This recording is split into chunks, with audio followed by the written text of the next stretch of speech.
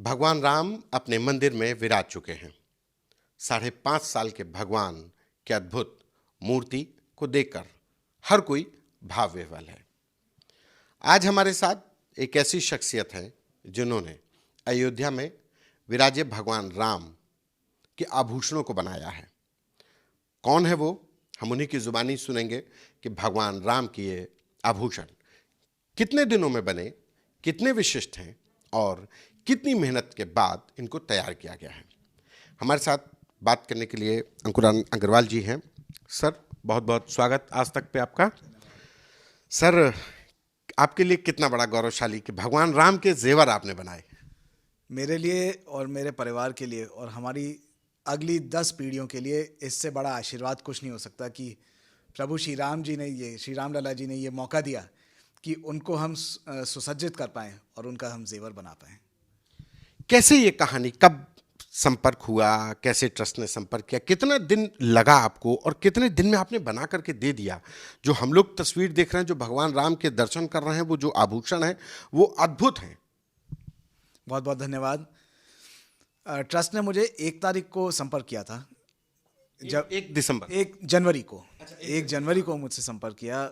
प्रधानमंत्री जी ने मूर्ति जो है वो 30 दिसंबर को फाइनल की थी और 1 जनवरी को मेरे पास रात को फ़ोन आया ट्रस्ट का कि आपको जेवर बनाना है प्रभु का। 2 तारीख को मैं अयोध्या गया, मैंने प्रभु का नाप लिया। मुझे मालूम ही नहीं था कि मूर्ति कौन सी है, क्या है। मैं तो बस अनप्रिपेयर्ड गया था, बट सब तैयारी के साथ गया था कि जो भी काम करना है वो मुझे जल्दी से जल्दी करना है। और सबसे मेन चीज़ ये थी कि क्योंकि हमारे ये 2 तारीख की बात है तो हमारे पास केवल 10 से 12 दिन ही थे भगवान का पूरा श्रृंगार तैयार करने के लिए। उसकी वजह यह भी है कि 16 तारीख से जो है प्राण प्रतिष्ठा की पूजाएं सब शुरू होने वाली थी। इससे सब 12 से 13 दिन में मुझे सब जेवर बना के और सर्टिफाई करवा के सब उन्हें देना था। तो 2 तारीख के बाद से फिर मैंने जो है करीब अपनी फैक्ट्री जो है जयपुर में, मैंने वहाँ जाके पूरा इसके सब डिज़ाइंस निकाले। मैंने रामायण से और वाल्मीकि रामायण से और जो रामायण सीरियल आता था जिससे हम लोग कई पीढ़ियाँ हम लोगों की इंस्पायर्ड हैं, उससे मैंने कई डिज़ाइंस निकाले। क्योंकि ट्रस्ट से मुझे जो सबसे पहला इंस्ट्रक्शन मिला था या उनकी ब्रीफिंग थी वो ये थी कि ये ध्यान रखिए कि भगवान जो है वो 5.5 वर्षीय बालक हैं और हमें जो जेवर बनाना है वो 5.5 वर्षीय बालक के हिसाब से बनाना है। राम लला के बनाने हैं, राजा राम के नहीं जी। तो ये सबसे बड़ी कंडीशन थी और ये एक अद्भुत सी अजीब सी सिचुएशन थी क्योंकि अभी तक जो जेवर बनता था वो राम जी का ही बनता था, वो बड़े राजा का बनता था। 5.5 साल के बालक के लिए जेवर बनाना एक अपने आप में एक बहुत पहली बार हमें एक ऐसी जिम्मेदारी मिली। तो इसमें मैंने काफ़ी रिसर्च करी। ये भी ध्यान में रखना था कि भगवान जो हैं वो राजघराने के हैं, राज परिवार के हैं। उनका जेवर भी उन्हें जस्टिफाई करना चाहिए, उनका जेवर भी उतना ही भव्य होना चाहिए जितनी उनकी शख्सियत है। तो हमने इसमें काफ़ी कई घंटे रिसर्च करी, कई किताबें निकाली। उसके बाद फिर जो है हमने सबसे पहली चीज़ जो बनाई वो है भगवान का मुकुट। मुकुट को अगर आप जैसे तस्वीर है जी, भगवान राम के जो मूर्ति पर जो मुकुट है वो कितना खास है। ये तमाम जो तस्वीर उनके साथ है, यही भगवान राम का जो मुकुट है जो आप देख रहे हैं अभी, ये पहना गया। हाँ, बताइए। ये आप देखेंगे ये भगवान राम का मुकुट है। सबसे पहले क्योंकि भगवान सूर्यवंशी कुल के हैं, इसलिए सूर्य भगवान को हमने सबसे पहले बीच में बैठाया क्योंकि हर राजघराने का जो उनका जो चिन्ह होता है वो बीच में होता है।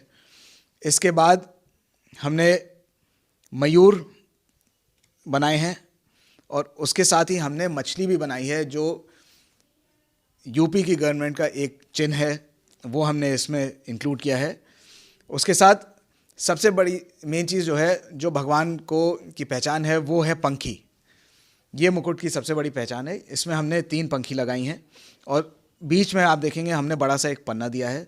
पन्ना जो है वो राजघरानों की एक पहचान होती है। जो पन्ना जो है ये बुद्ध का पत्थर है, बुद्ध का स्टोन स्वामी है। तो जो पोजीशन ऑफ पावर में, या कह लीजिए जो होता है, वो उसके लिए एक, हाँ, वो दर्शाता है उन्हें। जितने माणिक हैं, माणिक क्योंकि सूर्य भगवान के पत्थर हैं, उनके रत्न हैं, इसलिए माणिक भी हमने काफ़ी इसमें इस्तेमाल किए हैं। अगर जैसे दूसरे जेवरात को भी एक अब बात करते हैं, आप रख लीजिए ये सारे। तो जैसे ये तिलक है, इस तिलक को कैसे डिजाइन किया, क्या? बहुत ही, तिलक की एक बहुत अच्छी कहानी है जो हमें ट्रस्ट ने ब्रीफ करी थी।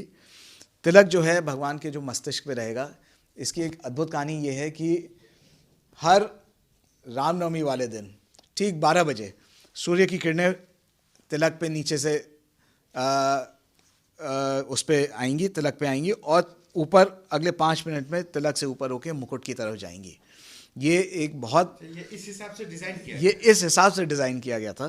तो इसमें आप देखेंगे, इसमें हमने बीच में एक बड़ा सा हीरा लगाया है, साइड में छोटे हीरे लगाए हैं, और बीच में माणिक, नेचुरल माणिक लगाया हुआ है। तो ये भी एक भगवान का बहुत ही भव्य तिलक बना हुआ है जो ठीक सामने दिखता है।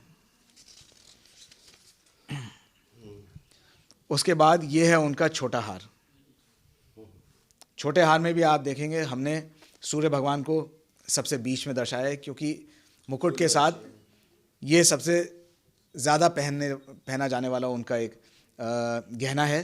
तो इसमें भी हमने बीच में सूर्य भगवान को लिया है, और साइड में हमने माणिक के फूल बनाए हैं। नीचे पन्ना, जैसे मैंने आपको बताया कि पन्ना है जो उनकी उसको दर्शाता है। ये पचलड़ा है, ये पचलड़ा है। पचलड़ा का मतलब ये 5 लड़ियां हैं। देखिए 1 2 3 4 5, ये 5 लड़ियां हैं, और 5 लड़ियां जो मुझे समझ में आ रहा पंचतत्व को भी दिखाती। जी 5 लड़ियां हैं जो पंचतत्व को दिखाती हैं, और ये भी दिखाती हैं कि भगवान जो है वो 5 तत्वों से बने हुए हैं। तो ये इसमें भी हमने पन्ने का इस्तेमाल किया हुआ है। उसके बाद ये भगवान का विजय हार है। विजय हार की खासियत ये होती है कि ये सबसे लंबा हार होता है, और ये भगवान के चरणों तक जाता है। इसमें आप देखेंगे भगवान के हमने चक्र, कमल और कमंडल, ये तीनों इस्तेमाल किए हैं पूरे माला में। जो बीच वाला पेंडेंट है, इसमें सबसे शुभ 5 फूल हमने इस्तेमाल किए हैं। कुंद, पारिजात, कमल, तुलसी और चंपा।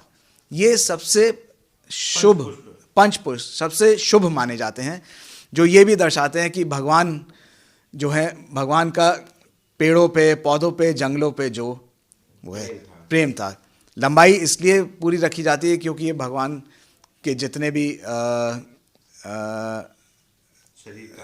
नहीं भगवान का जो है जितने उनकी डिविनिटी को दर्शाता है।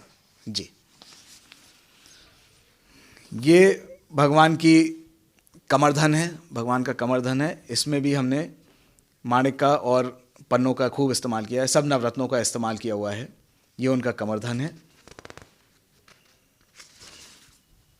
ये भगवान का बाजूबंद है जो दोनों बाजुओं पे हैं। इसके अलावा भी हमने कितने जेवर भगवान के बने हैं, मतलब बालक राम को आपने दिखाया, सजाया उनको, तो कितने जेवर लगे? क्योंकि वो धनुष बाण भी है, और बालक राम के लिए तो खिलौने भी तो चाहिए बच्चे के लिए।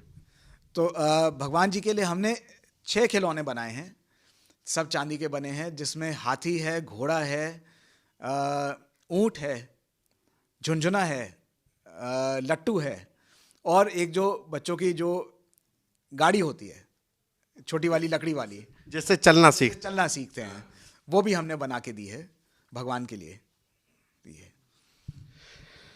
अगर पूरे जेवरात की बात करें तो कितना, मतलब हीरे जवाहरात जो माणिक और जो आपने पन्ना यूज किया है, अगर एक रफली आइडिया दे सकें कितने हीरे कैसे यूज हुए हैं, कितना सोना यूज हुआ?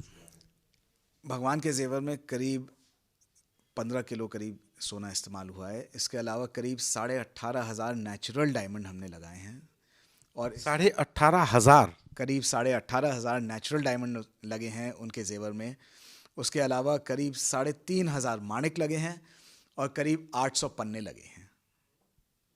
तो इनको आप आपके पास थे, क्योंकि आपके पास टाइम आप बता रहे थे कि 12 से 13 दिन था, तो इनको अरेंज करने में भी आपको देश भर से, दुनिया भर से शायद आपको अरेंज करना पड़ा होगा।